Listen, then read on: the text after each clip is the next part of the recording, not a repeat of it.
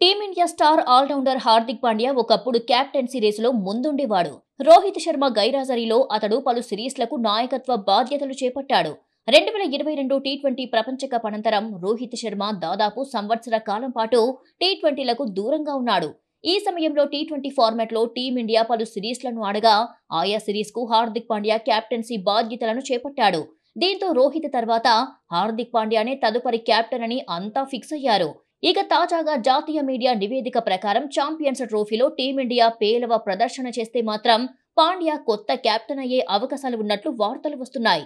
వాస్తవానికి వన్డేలో పాండ్యాను vice captain చేయాలని గంభీర్ కోరినట్లుగా సదరు కథనంలో పేర్కొన్నారు. అయితే రోహిత్ శర్మ, అజిత్ అగర్కర్లు మాత్రం గిల్ వైపు మొగ్గు చూపినట్లుగా నివేదిక వెల్లడించింది.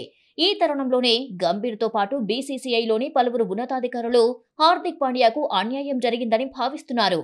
ఫిట్నెస్ కారణంగానే అతడు టీ20 కెప్టెన్సీ, వన్డే వైస్ కెప్టెన్సీ కోల్పోయాడని అంటున్నారు. ఇక ప్రస్తుతం పాండ్యా అద్భుత ఫామ్లో ఉన్నాడు.